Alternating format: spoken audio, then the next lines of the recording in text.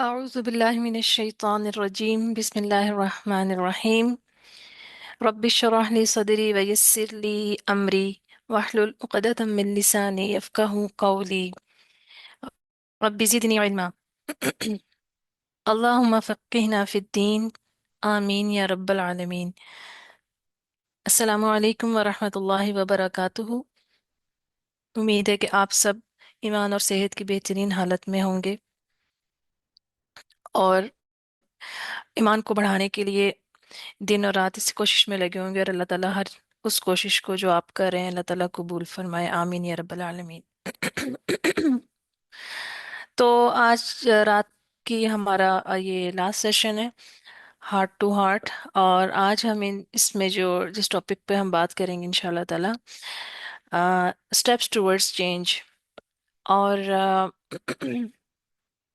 کیونکہ میں نے آپ کو یہ بتایا تھا کہ ہم اسباب نزول کے اوپر ہماری یہ ٹاک زیادہ تر رہے گی، موسٹلی جو ٹاک ہوگی کہ آیات کے کچھ حصے پہ کبھی ہم بات کریں گے کہ اس کے آ، نازل ہونے کا سبب کیا تھا. تو اسی سلسلے میں آج ہم دیکھیں گے سورۃ الضحیٰ. اور سورۃ الضحیٰ کو ہم تھوڑا سا آج اس کا تھوڑا سا ڈیپلی اس کے اوپر نظر ڈالیں گے. تو اعوذ باللہ من الشیطان الرجیم. والضحیٰ، اور والضحیٰ جو ہے، سورۃ الضحیٰ جو ہے یہ بالکل شروع والی صورتوں میں سے ایک ہے. اور رسول اللہ صلی اللہ علیہ وسلم کے شروع کے جو لمحات ہیں اس کو اس میں ڈپکٹ کیا گیا ہے. اور اس کو اس کے اندر اللہ تعالیٰ نے جو اس میں بات کی ہے، اس میں ایک اس کا سبب ہے اس کے پیچھے، جس میں رسول اللہ صلی اللہ علیہ وسلم کی کیفیت جو ہے وہ بھی آتی ہے، اور پھر اللہ تعالیٰ نے کس طرح سے اس میں آپ صلی اللہ علیہ وسلم کو حوصلہ بھی دیا. اور اس کو ہم تھوڑا سا ذرا ڈیپلی نظر ڈالتے ہیں. اور یہ صورت اس وقت نازل ہوئی تھی جب کہ وحی کے درمیان میں ایک وقفہ آ گیا تھا. اور اس طرح سے بہت دفعہ ہوا کہ رسول اللہ صلی اللہ علیہ وسلم کی وحی کے درمیان میں وقفہ آ جاتا تھا، زیادہ وقفہ آ جاتا تھا. اور سب سے پہلا وقفہ جو آیا تھا وہ پہلی وحی کے بعد ہی آیا تھا. اور اس پہلی وحی کے بعد ایک وقفہ آیا تھا، اور پھر اس کے بعد جو تھی سورۃ المدثر کی آیات نازل ہوئی تھی، جس میں اللہ تعالیٰ نے حکم دیا تھا کہ اٹھیے اور اب یہ پیغام جو ہے یہ لوگوں تک پہنچائیے. اور پھر جب پیغام پہنچانا شروع کیا تو کیا ہوا؟ دشمنی بڑھنے لگی، الزام تراشیاں ہونے لگی، مخالفت کی حدیں پار ہونے لگی. اور وہ جو اپنے تھے، جو پہلے گلے لگاتے تھے، جو پہلے محبتیں بانٹتے تھے، اب وہ دشمن بن گئے اور وہ تانوں کے تیر چلانے لگے. اور ایسی صورت میں کیا ہو رہا تھا کہ وہی نہیں آ رہی تھی. اور اس میں بخاری اور مسلم میں ایک حدیث کے مطابق کہ واقعہ یہ آتا ہے کہ رسول اللہ صلی اللہ علیہ وآلہ وسلم بیمار ہو گئے تھے، اور وحی کا سلسلہ بھی رکا ہوا تھا. اور بیماری کی شدت کی وجہ سے آپ صلی اللہ علیہ وسلم 2 یا 3 دن قیام اللیل نہ کر سکے تھے. کیونکہ قیام اللیل،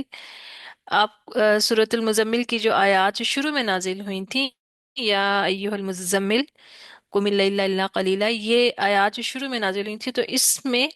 شروع کے اس ٹائم پر قیام اللیل جو تھا وہ فرض تھا تمام مسلمانوں پر. نبی صلی اللہ علیہ وسلم کا تو درجہ تھا کہ وہ آپ صلی اللہ علیہ وسلم کے اوپر، تو آپ کی ذات تک تو یہ فرض ہی رہا. تو آپ صلی اللہ علیہ وسلم بیماری کی وجہ سے 2 یا 3 دن اس کو ادا نہ کر سکے. تو مشرکین جو تھے ان کو ایک بہانہ مل گیا، اور انہوں نے ہر طرح سے آپ صلی اللہ علیہ وآلہ وسلم کو تکلیف پہنچانا شروع کر دی. اور طرح طرح کی نفرت اور انگیز جملے اور तानों के अंदर बुझे हुए जुमले के क्या हो गया, क्या तुम्हारा रब तुम्हें भूल गया, क्या उसने तुम्हें छोड़ दिया है, और क्या उसको तुमसे नफरत हो गई है। और इस तरह के बेशुमार ऐसे जुमले जो नबी सल्लल्लाहु अलैहि वसल्लम का बहुत दिल दुखाते थे,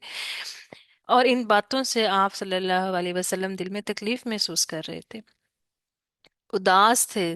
दुखी थे। बाज़ रिवायात में आता है कि उम्मे जमील जो अबू लहब की बीवी थी और एक बड़ी शायरा भी थी, वो बहुत ज्यादा ताने कसती थी। तो ऐसे लम्हात के जब आप सल्लल्लाहु अलैहि वसल्लम गम की हालत में थे, दुख महसूस कर रहे थे, तो अल्लाह ताला ने ये सूरत उतारी। ये लंबी सूरत नहीं है, ये छोटी है। और हम अमूमन लंबी सूरतों को अ, और छोटी सूरतों को, हम जो अल्फाज ये बोलते हैं कि कोई ये फलानी सूरत के उसमें आयात, नंबर ऑफ जो उसके आयात हैं वो कम है तो वो छोटी है, और फिर लंबी सूरतों को हम उसके काउंट ऑफ आयात से ही देखते हैं। अब्बास बड़े जो शयूख हैं वो ये कहते हैं कि किसी भी सूरत को छोटा ना कहें, क्योंकि वो कहते हैं कि कोई भी सूरत जो है वो छोटी है ही नहीं। हर सूरत तुमसे तो बड़ी है, तुमसे भी बड़ी है। और हम ये कह सकते हैं कि ये मुख्तसर है, यानी कि इसके अल्फाज मुख्तसर हैं, कंसाइज है, मगर उसके अंदर गहराइयाँ, खजाने तो समंदर से भी ज्यादा हैं। तो इस वजह से कोई भी सूरत जो है वो छोटी नहीं हम बोल सकते। एक अदब है उस लिहाज से कि हमें छोटा नहीं कहना चाहिए, मुख्तसर कह सकते हैं, कि मुख्तसर अल्फाज के अंदर भी बेश बहा खजाने जो है ना समेटे हुए। तो अल्लाह ताला ने इसमें कसम खाई, वद्दुहा। और कसम क्यों खाई जाती है, आप में से बेशतर लोग जानते होंगे कि कसम क्यों खाई जाती है। आप में से कोई बताना चाहेगा? कुछ चैट बॉक्स में बता दें या आप माइक खोल के बता दें, कोई जवाब देना चाहेगा? अच्छा, तो कसम जो है वो खाई जाती है, बेसिकली कसम के दो हिस्से होते हैं। एक हिस्सा वो होता है जिस चीज की कसम खाई जा रही है, और फिर उसका जवाब होता है, या उसको आप ये कह लें कि किस पर कसम खाइए, यानी कि किस की कसम खाइए और किस पर, यानी कि उसका जवाब क्या है। मिसाल के तौर के ऊपर सूरह लैल में क्या आता है कि अऊज़ु बिल्लाहि मिनश शैतानिर रजीम, वल्लैलि इज़ा यग़शा वन्नहारि इज़ा तजल्ला वमा खलक़ज़ ज़करा वल उन्सा इन्न सअयकुम लशत्ता। तो अल्लाह ताला ने यहाँ पर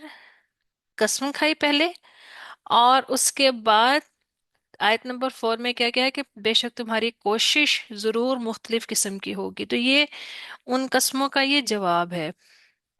और इसी तरह सूरतुल बलद में भी देखते हैं कि ला उक़सिमु बिहाज़िल बलद, और फिर उसके बाद आगे जाकर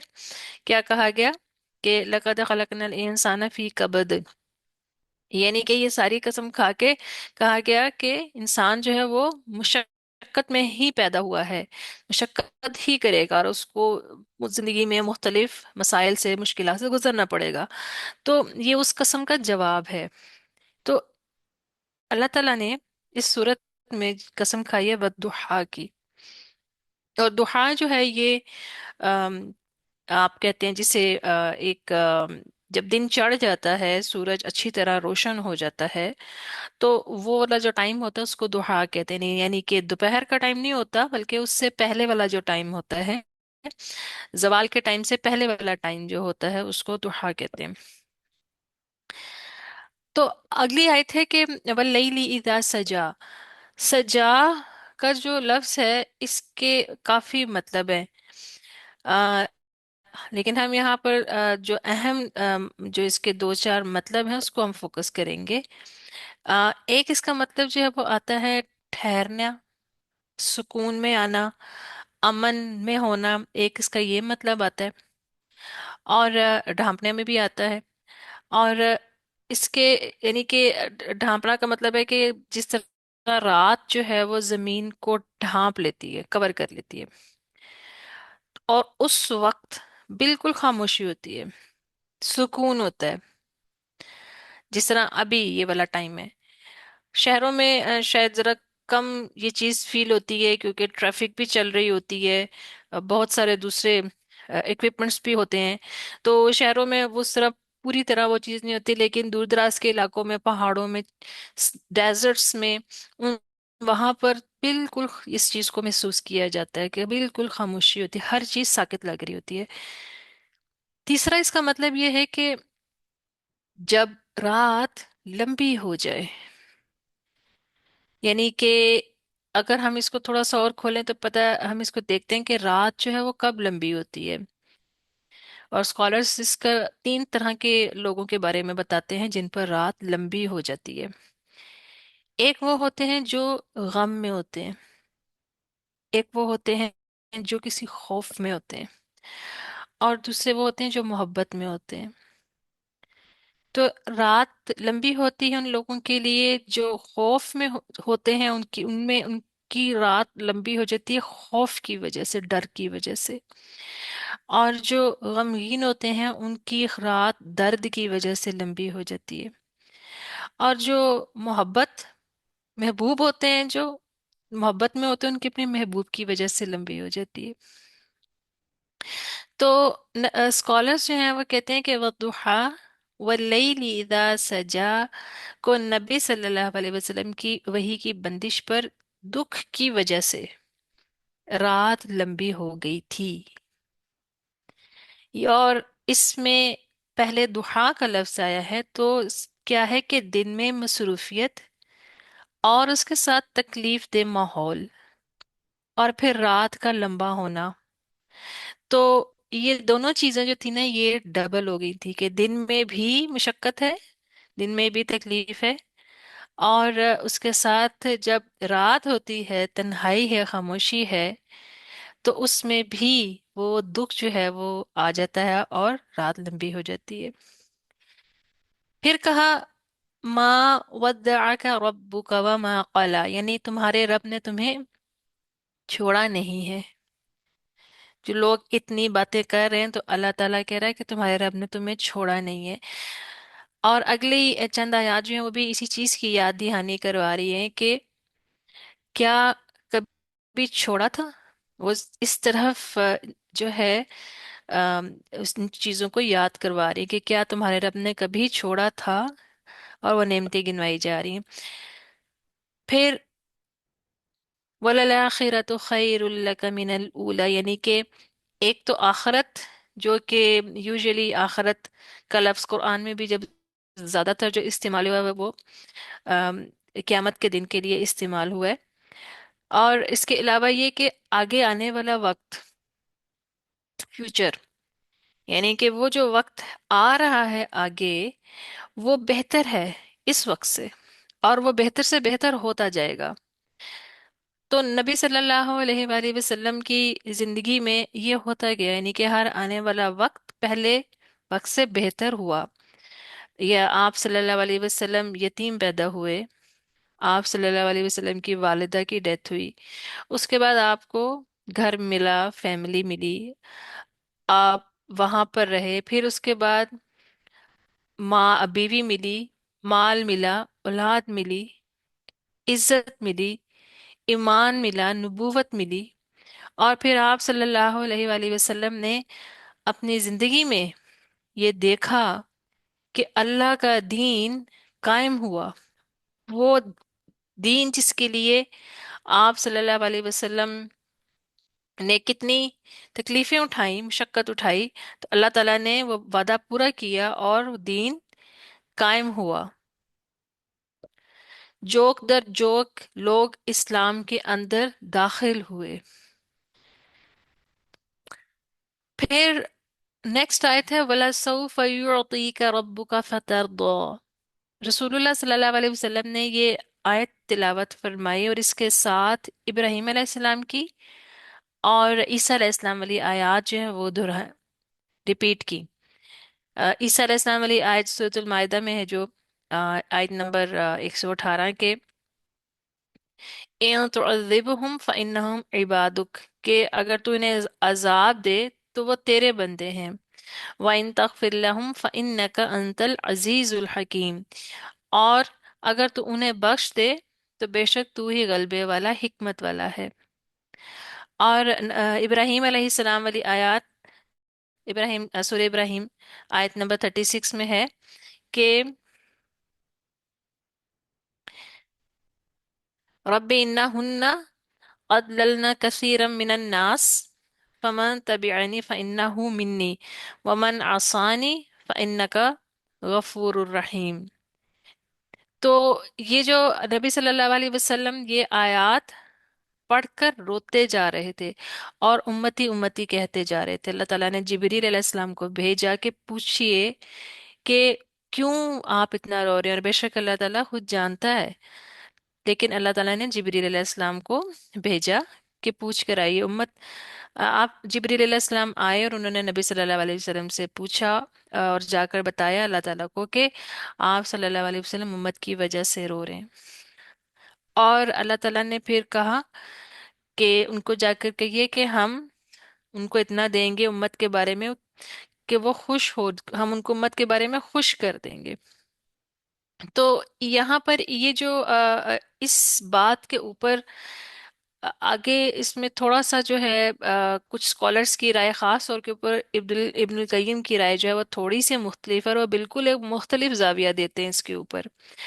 और उसमें ये क्या कहते हैं कि बाज स्कॉलर्स कहते हैं, बल्कि ज्यादातर स्कॉलर्स ये कहते हैं कि ये वाली जो आयत है, वला सौफ युतीका रब्बुका फतरदा, इस आयत के बारे में कहते हैं अर्जिअ आयात आयाती फी किताबिल्लाह, कि ये आयत जो है अल्लाह की किताब में ये सबसे ज्यादा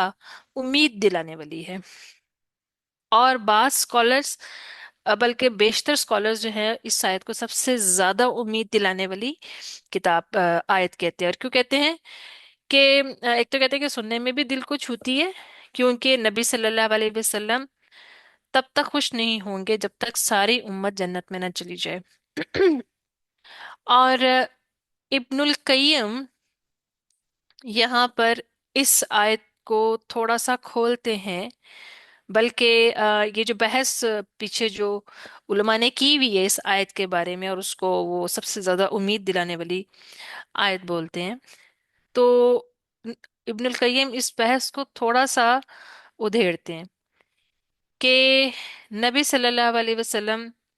इसी से खुश होंगे जो कुछ अल्लाह को खुश करेगा, जो चीज अल्लाह को खुश करने वाली है, नबी सल्लल्लाहु अलैहि वसल्लम उसी पे राजी होंगे। इब्नुल कय्यम इस बात को इस तरीके से पेश करते हैं कि अगर अल्लाह ताला लोगों को दोजख में डाल के खुश है तो नबी सल्लल्लाहु अलैहि वसल्लम उससे खुश होंगे, और अगर अल्लाह ताला लोगों को सजा दे के खुश है तो नबी सल्लल्लाहु अलैहि वसल्लम उससे खुश होंगे। तो रसूलुल्लाह सल्लल्लाहु अलैहि वसल्लम अल्लाह ताला से ज्यादा मेहरबान और रहम करने वाले नहीं हैं। This is the argument of Ibnul कय्यिम। और इसलिए वो ये कहते हैं कि ये आयत बिल्कुल भी उम्मीद दिलाने वाली नहीं है। इनके नज़दीक ये आयत, जो बाकी स्कॉलर्स कहते हैं कि बहुत उम्मीद दिलाने वाली है, इब्नुल कय्यिम कहते हैं कि ये आयत उम्मीद दिलाने वाली नहीं है, बिल्कुल भी उम्मीद दिलाने वाली नहीं है। और इसीलिए फिर इस पर दूसरी बहस जो आती है वो ये आती है कि ये जो आइडिया है कि नबी सल्लल्लाहु अलैहि वसल्लम अल्लाह से ज़्यादा लोगों पर मेहरबान है, तो ये आर्गुमेंट जो है ये फिर प्रॉब्लमेटिक बन जाता है। तो और यहाँ पर जो ईसा अलैहिस्सलाम की जो आयत, जो नबी सल्लल्लाहु अलैहि वसल्लम जिसको पढ़ के रो रहे थे इब्नुल कय्यिम, फिर उसके बारे में कहते हैं, और ये उनकी बुक है जिसका चैप्टर है, बुक का नाम है मदारिज सालिकीन। और उसके अंदर उन्होंने इस चीज को बयान किया है कि ये वाली आयत सूरतुल माइदा की, कि यहाँ پر جب عیسیٰ علیہ السلام یہ کہہ رہے ہیں کہ اگر تو انہیں عذاب دے تو وہ تیرے بندے ہیں، اور اگر تو انہیں بخش دے تو یہاں پر اگر جو لینگویج کے حساب سے اگر دیکھا جائے، جو اسکالرز اور جو لینگویج کے ایکسپرٹس ہیں اور جو قرآن کا اسلوب بھی جانتے ہیں، وہ کہتے ہیں کہ زبان جو ہے وہ ان الفاظ کو کہنے کی طرف لوٹتی ہے کہ یہاں پر جو الفاظ آئے ہیں نا، فَإِنَّكَ أَنْتَ الْعَزِيزُ الْحَكِيمُ، تو کہتے ہیں کہ زبان لوٹتی ہے یہاں پر اس طرف کہ فَإِنَّكَ أَنْتَ الْغَفُورُ الرَّحِيمُ،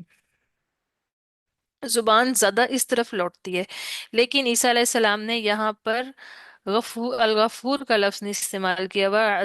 العزیز کا لفظ استعمال کیا ہوا ہے۔ تو وہ اس کو اس طرح سے لیتے ہیں، اس طرح سے بیان کرتے ہیں کہ اس کی وجہ یہ ہے کہ پیچھے آیت میں وہ کہہ رہے ہیں اپنے امت کے بارے میں، اور ان کو پتہ ہے کہ ان کی امت نے خرابی کی ہے،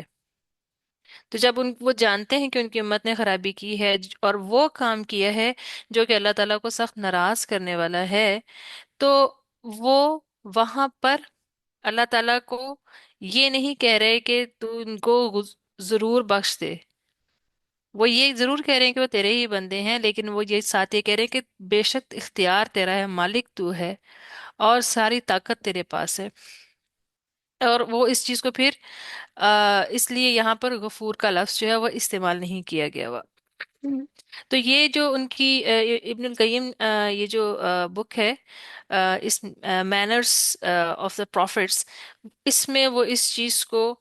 بیان کرتے ہیں کہ جو انبیاء کے جو ڈائلاگز ہیں دعاؤں کی صورت میں، اور جو مختلف ان کی جو ٹاکس ہیں اللہ تعالیٰ کے بارے میں، اس میں انہوں نے کس طرح سے انبیاء نے جو ہے نا ان مینرز کا خیال رکھا اللہ تعالیٰ کے بارے میں بات کرتے ہوئے، تو اس کے اندر انہوں نے اس چیز پر بحث کی اور اس آرگومنٹ کو دیا ہوا ہے: the incredible manners that the prophets have۔ پھر اس کے ساتھ اگر آپ اس کو تھوڑا سا سمجھنے کی غرض سے لیں تو آپ اس کو اس طرح سے سمجھ سکتے ہیں، بے شک اللہ تعالیٰ کے لیے ہم کوئی بھی مثال پیش نہیں کر سکتے، وہ ہر مثال سے اوپر ہے، لیکن ایک انسانی ذہن رکھتے ہوئے اس چیز کو آپ اس طرح سے سمجھ سکتے ہیں کہ مثال کے طور کے اوپر کہ آپ کے کسی بہن یا بھائی نے کوئی شرارت کی، کوئی غلطی کی، کوئی ایسا کام کیا جو والدہ کو ناراض کرنے والا ہے، تو اب والدہ اس آپ کے بہن یا بھائی کو ڈانٹ رہے ہیں اور آپ چھوٹے ہیں، اور آپ آ کے تو اپنی والدہ کو سمجھانے کی کوشش یہ کرتے ہیں کہ جی امی کو کہتے ہیں کہ آپ رہنے دیں، آپ غصہ نہ کریں، آپ اس کو معاف کر دیں اور ہم بس آرام سے بیٹھ جاتے ہیں، ہمیں کوئی مسئلہ نہیں ہے۔ تو اس وقت جب آپ کی والدہ ناراض ہے اور اس موقع پر جب آپ یہ بات کر رہے ہیں یا کر رہے ہیں، تو اس ٹائم آپ کی والدہ کا ٹیمپر آپ پر بھی لوز ہوگا، وہ آپ کو بھی غصے ہوں گی، وہ موقع نہیں وہ بات کرنے کا۔ تو اس وجہ سے جو بات عیسیٰ علیہ السلام نے بھی جب جو چیز کہی ہے، الغفور نہیں کا العزیز کا ہے، تو وہ بات اس موقع کی مناسبت سے، وہ لفظ اس موقع کی مناسبت سے بالکل ٹھیک ہے۔ پھر اور پھر وہ یہ کہتے ہیں کہ یہ جو ہے وَلَسَوْفَ يُعْطِيكَ رَبُّكَ فَتَرْضَىٰ، یہ ایک پرومس ہے، یہ ایک وعدہ ہے جو اللہ تعالیٰ نے نبی صلی اللہ علیہ وآلہ وسلم سے کیا ہے، اور یہ ایک خوشخبری ہے امت کے لیے جو نبی صلی اللہ علیہ وسلم کو اللہ تعالیٰ نے دی تھی۔ اور پھر اس کے اندر مختلف احادیث بھی موجود ہیں، اور وہ اس چیز کی طرف ام، اشارہ کرتی ہیں، لیکن وہی بات ہے کہ انسان کا اپنا عمل جو ہے وہ میٹر کرے گا۔ پھر اس کے بعد یہاں پر نیکسٹ جو آیت ہے لم یجدک یتیما فآوا، اللہ تعالیٰ یہاں پر کہہ رہے ہیں کہ کیا ہم نے آپ کو یتیم نہیں پایا، اور ہم نے آپ کو ایک رہنے کی جگہ، ایک امن کی جگہ، ایک سکون کی جگہ فراہم کی، اور یہاں پر ایک تو یہ آیت نبی صلی اللہ علیہ وسلم کی اپنی ذات کے لیے، یعنی کہ آپ صلی اللہ علیہ وسلم پیدا ہوئے تھے تو یتیم ہی تھے، لیکن یہ چیز امت کے اوپر بھی آتی ہے اور بہت خوبصورت طریقے سے بیان کی گئی ہوئی ہے۔ اسکالرز نے کیا کہا ہے کہ آپ صلی اللہ علیہ وسلم کی جو امت ہے وہ بھی یتیم تھی، یعنی اور یتیم کس طرح کہ عربس کا ہم جب دیکھتے ہیں جو کلچر جو تھا ان کا یا ان کی جو سویلائزیشن تھی، وہ اس کی روٹس ہمیں پیچھے سے کہیں اس طرح سے نہیں ملتی جس طرح سے رومنس کی یا گریکس کی یا اور پیچھے پرشین کی، اسی طرح اور بھی جو سویلائزیشنز ہیں اس طرح سے ان کی روٹس بہت اس طرح سے پیچھے نہیں جاتی، اور وہ صرف 600 AD میں، اس سے پہلے وہ ایک کوئی خاص کچھ سمجھے نہیں جاتے تھے کسی بھی لحاظ سے، اور ان کو کوئی پوچھتا بھی نہیں تھا، اور 600 AD میں وہ ایک دم ان کا رائز شروع ہوا اور وہ ایک سویلائزیشن بن کے اور پھر ایک طاقت بن کے ابھرے۔ تو وہ اس سے پہلے وہ بھی یتیم تھے، اور جب اللہ تعالیٰ نے اپنے نبی کو بھیجا، ان کے ساتھ پیغام بھیجا، تو ان کو بھی اللہ تعالیٰ نے ایک دنیا میں ایک نام دیا، ایک پہچان دی۔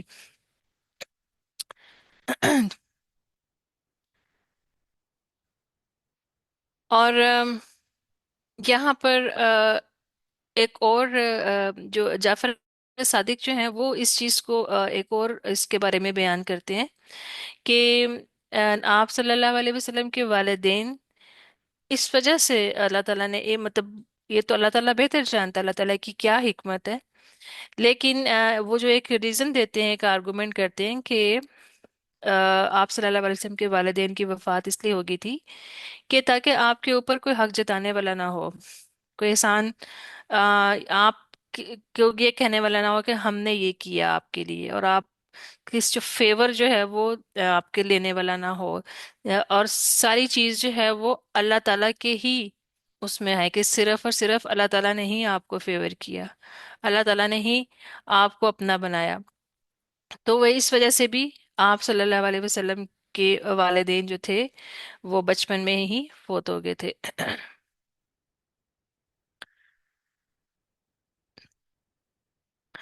اور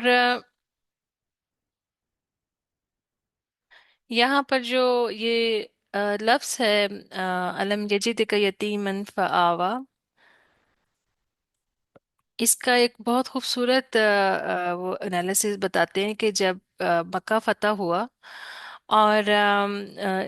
اسپیشلی غزوہ حنین کے بعد کافی مال جو تھا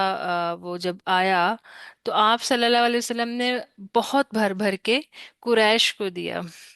اور بہت سارے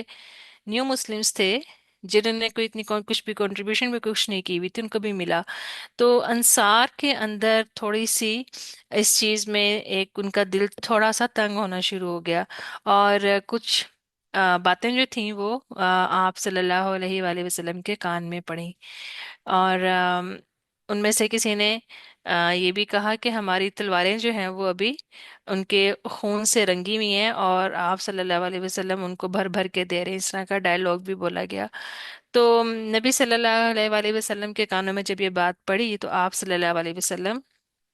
تشریف لائے، اور انہوں نے آپ صلی اللہ علیہ وسلم نے انصار کے ساتھ ایک پرائیویٹ میٹنگ کی، اور اس میں آپ صلی اللہ علیہ وآلہ وسلم نے ان کو ان کے ساتھ جو ہے ان کو یہ کہا کہ کیا میں یہ والی باتیں میرے کانوں میں پڑی، میں ایسا سن رہا ہوں، اور کہ تم لوگوں میں سے یہ باتیں کی ہیں۔ تو انصار کے جو بڑے لوگ تھے انہوں نے کہا کہ نوجوان کچھ ہیں جو ان چیزوں کو نہیں سمجھتے، انہوں نے کوئی ایسی بات کی ہے۔ اور وہ نادان ہیں، انہوں نے ایسی بات کی ہے۔ نبی صلی اللہ علیہ وسلم نے کہا کہ کیا تم لوگ مس گائیڈڈ نہیں تھے، تم لوگ بھٹکے ہوئے نہیں تھے، اللہ تعالیٰ نے میرے ذریعے تمہیں ہدایت دی، اور تم لوگ آپس میں ایک دوسرے کے ساتھ گتھم گتھانی ہوتے رہتے تھے، اور اللہ تعالیٰ نے میرے ذریعے تم لوگوں کو جوڑ دیا۔ اور رسول اللہ صلی اللہ علیہ وسلم ان چیزوں کو की याद दहानी करवा रहे थे और उनको ये चीजें बता रहे थे। और अंसार जो थे वो सुन खड़े हुए थे आराम से और सुन रहे थे। और फिर उसके बाद नबी सल्लल्लाहु अलैहि वसल्लम ने बहुत ही खूबसूरत बात की और क्या, और उनको ये कहा कि वो अदब की वजह से चुप करके खड़े हुए थे और आगे से उन्होंने कुछ नहीं कहा अंसार ने। तो नबी सल्लल्लाहु अलैहि वसल्लम ने कहा कि अगर तुम मुझे जवाब देना चाहते हो तो तुम्हारा ये जवाब बनता था कि तुम मुझे ये कहते कि क्या हमने आपको रेफ्यूजी यानी आपको एक बेघर नहीं पाया और हमने आपको वो अमन की जगह दी। और यहाँ पर नबी सल्लल्लाहु अलैहि वसल्लम ने जो लफ्ज इस्तेमाल किया था वो था अवई अवैना का। ये आवाज से ही निकला है और ये वाला लफ्ज इस्तेमाल किया था। और आप सल्लल्लाहु अलैहि वसल्लम कि यहाँ पर ये जो चीज है ना, ये एक अगर आप इसको देखें कि कोई बंदा जब किसी को कोई चीज ये बता रहा होता है कि मैंने ये किया और तो तुम ये कर रहे हो, तो वो उसको ये नहीं कहता कि तुम मुझे ये कहो कि तुमने ये किया। बल्कि नबी सल्लल्लाहु अलैहि वसल्लम ने इस चीज को उधर भी बैलेंस रखा कि अगर मैं कुछ कह रहा हूँ तो तुम लोगों की भी ये कंट्रीब्यूशन है। उन्होंने उनको खुद बताया कि तुम मुझे ये कह सकते हो। और फिर उसके बाद आप सल्लल्लाहु अलैहि वसल्लम ने इस यानी कि ये दोनों तरफ से ये चीज जब बराबर होगी ना, कि अगर उन्होंने भी किया और आप सल्लल्लाहु अलैहि वसल्लम का तो बाहिर बात है, उसका तो कोई वो नहीं कर सकते थे। लेकिन आपने बाद में ये कहा कि क्या तुम इस चीज को पसंद नहीं करोगे कि कुरैश और वो लोग जो हैं वो माल और ऊंट और वो चीजें लेकर जाएं और तुम अल्लाह के रसूल को लेके जाओ। और उन्होंने आप सल्लल्लाहु अलैहि वसल्लम ने उनको ये चीज जो थी उस चीज की तरफ उनकी तवज्जो दिलाई कि माल और जो जितना भी वो पकड़ा था, माले गनीमत और जो कुछ भी था, वो कुरैश तो वो लेके जा रहे हैं, लेकिन तुम लोग नबी को लेके जा रहे हो, नबी सल्लल्लाहु अलैहि वसल्लम अ, तुम्हारे साथ जाएंगे।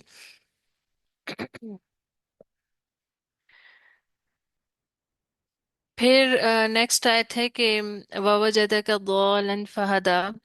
ववजदक आइलन फअगना। और रसूलुल्लाह सल्लल्लाहु अलैहि वसल्लम अल्लाह ताला कहते हैं कि हमने आपको पाया भटका हुआ। यहाँ पर जो लफ्ज है भटका हुआ, उससे मुराद वो भटका जिस तरह हम मतलब दौलन का लफ्ज जो है वो आता मानी में भटकने के मानी में ही आता है। लेकिन यहाँ पर भटकने से मुराद ये है कि आप सल्लल्लाहु अलैहि वसल्लम को शरीयत के तरीके मालूम नहीं थे। आप सल्लल्लाहु अलैहि वसल्लम इसीलिए तन्हाई में जाके बैठते थे और इबादत के तरीके तलाश कर रहे थे कि एक इबादत किस तरह से कीजिए। तो उस वक्त तक जब तक आप सल्लल्लाहु अलैहि वसल्लम नबी नहीं बने थे, आप सल्लल्लाहु अलैहि वसल्लम को वो तरीके मालूम नहीं थे। तो यहाँ पर दौल से मुराद ये है। और फिर वजदक आइलन फागना, इसका मतलब ये है कि हमने आपको मतलब पाया कि आप जरूरतमंद थे, हाजतमंद थे और आपको गनी किया। और रसूलुल्लाह सल्लल्लाहु अलैहि वसल्लम ने मतलब यतीमी देखी और उसके बाद अबू तालिब के साथ रहे वहां पर। अल्लाह ताला ने आपको एक अच्छी और मोहब्बत वाली जगह दी, इज्जत दी। फिर खदीजा रज़ी अल्लाह ताला से निकाह हुआ और अल्लाह ताला ने आपको माल भी खूब दिया और औलाद भी दी और नबूवत भी दी। तो अल्लाह ताला ने आपको दर्जा बदर्जा हर चीज से नवाजा। फिर उसके बाद यहाँ पर जो आगे जो आयत आती हैं, आगे तीन जो आयत उन तीनों में एक जो है करने वाले काम है, अहकामात हैं बेसिकली। और वो क्या है कि यहाँ पर जो आयत है ये वाली, फअम्मल यतीमा फला तक़हर व अम्मा साइला फला तनहर। ये जो आयत हैं बुखारी में आता है कि नबी सल्लल्लाहु अलैहि वसल्लम ने फरमाया कि सोते हुए में, यानी कि आप सल्लल्लाहु अलैहि वसल्लम कहते हैं कि मैं सोया हुआ था और मुझे जमीन और आसमान के खजानों की चाबियां अता की गई, मेरे हाथ में थमा दी गई। तो ये खजाने जो थे ये आपको अता कर दिए गए थे कि ना सिर्फ दुनिया के بلکہ زمین و آسمان کے خزانے عطا کر دیے گئے تھے۔ اور پھر اس کے بعد جو تین انسٹرکشنز جو ہیں وہ کیا ہیں کہ ایک تو یہ ہے کہ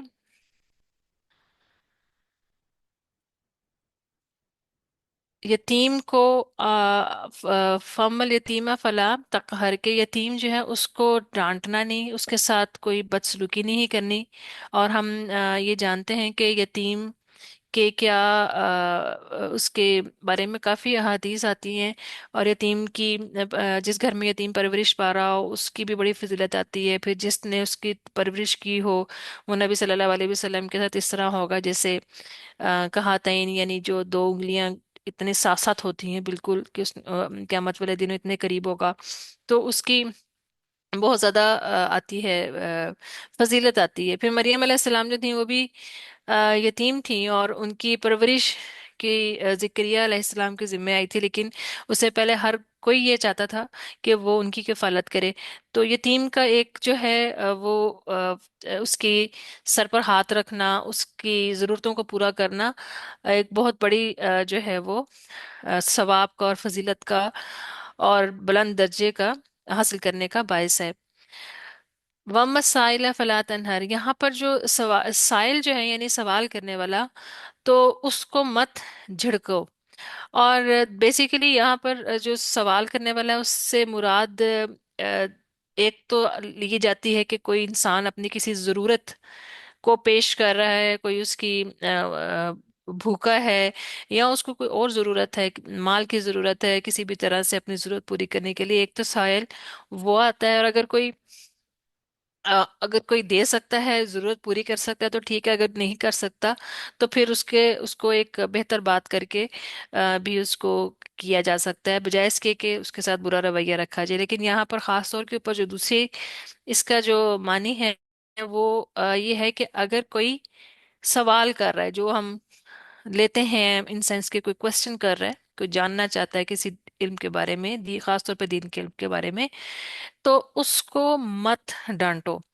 یہاں پر نا ایک میں خود ضرور ایک چیز کروں گی کہ یوزلی بچے،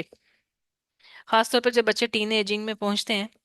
تو ان کا جب وہ 11 سے 12 یا 13 سال کی عمر میں جب پہنچتے ہیں، تو ان کے ذہن کے اندر ڈفرینٹ سوال آتے ہیں، اور بعض سوال جو ہوتے ہیں وہ واقعی بہت زیادہ ایک وہ ہوتے ہیں، آ، مشکل سے ہوتے ہیں، اور وہ بڑے عجیب سے بھی سوال ہوتے ہیں کہ جن سوالوں کو سن کے غصہ بھی چڑھتا ہے، اور ہمیں لگتا ہے کہ یہ سوال کرنے سے دین کی کوئی بے حرمتی بھی ہو رہی ہے۔ تو ایسی صورت میں ان کے ساتھ وہ رویہ نہیں رکھنا چاہیے، وہ سوال کر رہے ہیں، ان کو سوال کا آ، بہتر طریقے سے ان کو رسپونڈ کرنا چاہیے۔ تو اب بجائے اس کے کہ ہم ان کو آگے سے امبیرس کریں اور ان کے اندر سے یہ چیز ختم ہی کر دیں کہ وہ چیزوں کے اوپر تدبر کرنا ہی چھوڑ دیں، کیونکہ سوال کریں گے تو تدبر پیدا ہوگا نا۔ تو یہ بھی ایک اسکالرز اس کو اس طرح سے بھی بیان کرتے ہیں کہ اس چیز کا بھی خاص خیال رکھا جائے کہ بچے سوال کرتے ہیں تو ان کو آگے سے یوں ڈانٹا نہ جائے۔ مما بھی نعمتی ربی کا فحدث۔ اور یہاں پر کیا وہی بات ہے کہ اللہ تعالیٰ نے جو نعمتیں دی ہوئی ہوں ان نعمتوں کا اظہار انسان کی ظاہری حالت پر بھی ہونا چاہیے۔ اچھا، یہاں پر نا ایک کمپیریزن نہیں بلکہ ایک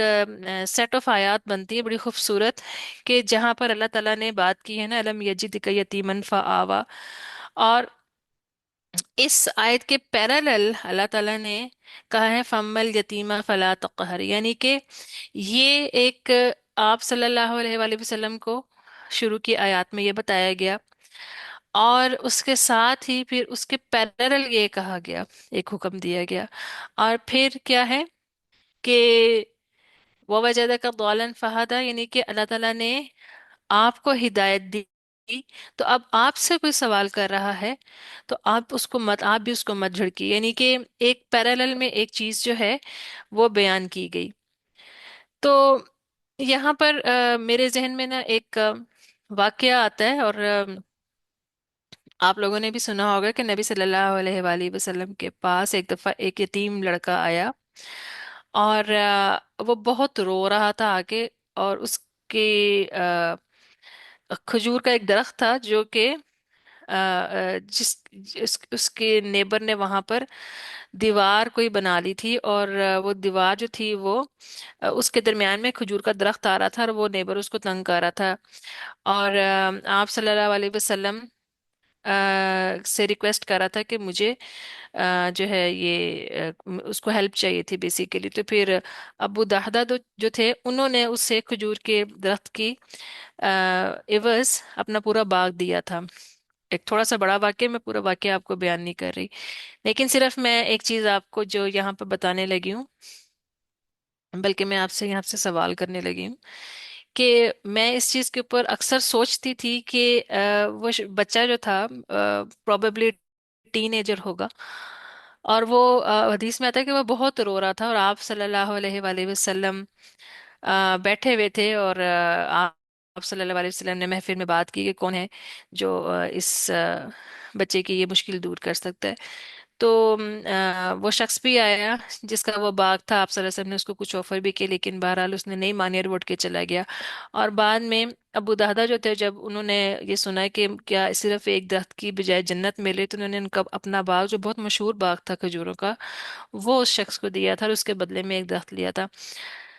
تو میں اکثر یہ سوچتی تھی کہ نبی صلی اللہ علیہ وسلم کے سامنے ایک بچہ بیٹھ کر رو رہا ہے، اور آپ صلی اللہ علیہ وسلم اس کو آ، کیوں نہیں کر رہے، گلے کیوں نہیں لگا رہے، یا آپ اس کو پیار کیوں نہیں کر رہے. تو میرے اکثر دماغ کے اندر نا یہ چیز آتی تھی. تو اس چیز کا جواب میں نے جانا، اور میں آپ لوگوں سے ضرور پوچھوں گی کہ آپ لوگ کیا سوچتے ہیں اس چیز کے بارے میں. تو اور اس کی ڈیٹیل جاننے کے لیے نا آپ لوگ مجھے پرسنل میں میسج کریں گے کہ آپ کے ذہن میں کیا آتا ہے کہ ایسا کیوں نبی صلی اللہ علیہ وسلم نے کیا. جتنی ہمارے پاس جو ایویڈنس موجود ہے، اس میں آپ صلی اللہ علیہ وسلم نے اس بچے کو اس ٹائم تک کو ٹچ نہیں کیا. اور آپ لوگ مجھے اس کا جواب ضرور بتائیے گا. پھر میں آپ کے ساتھ پھر اس چیز پہ ڈسکس کروں گی کہ میں نے کیا انڈرسٹینڈ کیا اور اس کا کیا جواب ہو سکتا ہے. تو یہاں پر اپنی کلاس ختم کرتے ہیں. سبحانک اللہم و بحمدک اشہد ان لا الہ الا انت استغفرک و اتوب الیک. السلام علیکم ورحمۃ اللہ وبرکاتہ.